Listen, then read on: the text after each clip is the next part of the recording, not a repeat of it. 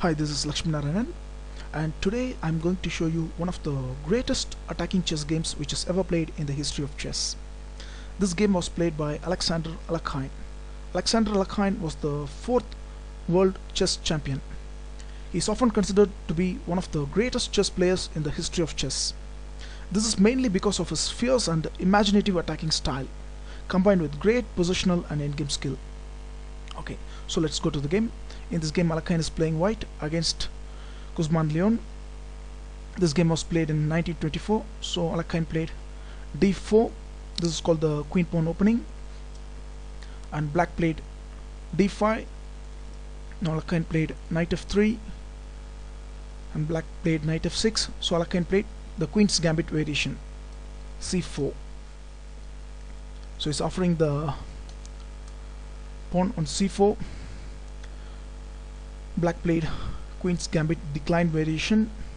Now Alekhine played knight c3, just developing his pieces. Now black played c5. This is called the Tarrasch defense. Here white has got a lot of options. Now Alekhine played c takes d5. In the game, black recaptured with the e pawn. Even moves like knight takes d5 is clearly playable. So in the game, black captured with his e pawn. Now Alekhine played bishop g5, just creating pressure on the d pawn. So here, normal moves like knight c6 would lose for black, because now white can capture on f6, and black cannot capture with his queen because it leads to the loss of pawn on d5. And even if black captures with this g pawn, you can see black has got a lot of weak pawns, so this would result in a very bad endgame. So let's go back. So that's why in the game, black played bishop e6. Now Alekhine captured the knight on f6 with his bishop, so black recaptured with his queen. Now Alekhine played an aggressive move. He just played e4, attacking the black center and opening his diagonal for his bishop. So here black captured the e pawn. Now Alekhine played bishop b5 check. So Alekhine is just freeing his king to castle.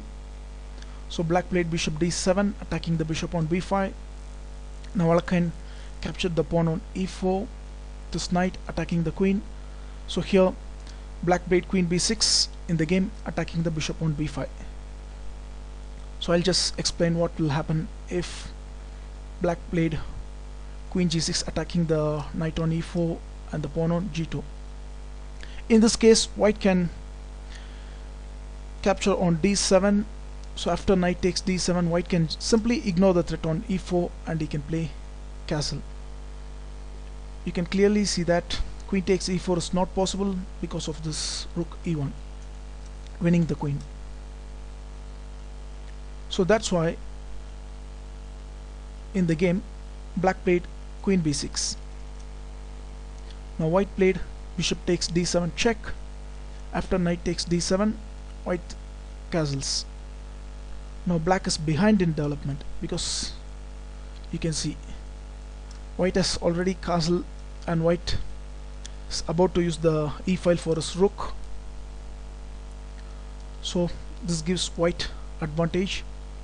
In the game, black captured the d pawn. Now white recaptured with his knight. You can see now white's knight is attacking a lot of squares in the black's camp. So this is really bad for black. So in the game, black played rook d8. Now white played knight f5, creating strong pressure. So black is unable to move his bishop because his g pawn is attacked. So here black played knight e5, attacking the white queen. Now white played queen e2, just is placing the queen directly in front of the king in this e file. Now black wants to move his bishop, but right now it's not possible. You can see that because the knight is attacking the g7 pawn. So black just played g6. So black wants to drive this knight back, and black is about to move his bishop. Now Alekhine just imagined a series of moves. He just imagined knight f6. Okay, knight f6 would be a mate only if the queen on b6 was not here, because you can see king has no squares because these knights are covering these squares. So after g6 he just played queen b5 based on this idea, because now queen takes b5 is not possible because of knight f6 check. You can see it would be a mate. So he has very good imaginative attacking style. You can see that clearly after this move. Amazing move, queen b5, because it not only threatens the queen but at the same time it attacks the knight on e5. So here black played knight d7. Now white played rook e1, bringing the rook to the file and attacking the black king. So once again queen takes b5 is not possible because of knight f6. This is a double check and it's mate. So let's go back. So after rook e1 you can see that black is in serious trouble. So black played bishop b4. So black is attacking the rook on e1 and is freeing some space for his king in the f8 square. Now Alekhine finished the game by playing forced moves. So he just played knight f6 check. So king is forced to f8 square because of this double check. So after king f8 Alekhine captured the knight on d7. So this is check, and is also attacking the queen on b6. So rook takes, d7 is forced, and now Alekhine played an amazing move here, queen e5. So this move has lot of threats. You can see that queen e8 is one of the threat. It should lead to a checkmate, and queen g7 is the threat, and queen takes h8 is a threat. Here black cannot capture the knight on f5 because queen takes h8 is a mate, and bishop takes e1 is also not possible because of queen e8 mate. Sorry, I'm really sorry for this. Queen takes h8 is mate, and even he cannot move his rook to g8 because of queen e8 mate.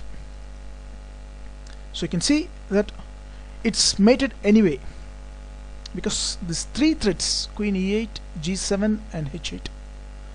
So three threats is impossible to defend. So this is a lovely game from Alekhine. I hope you enjoyed watching this game. I thank everybody for watching this game. Have a nice day. Bye.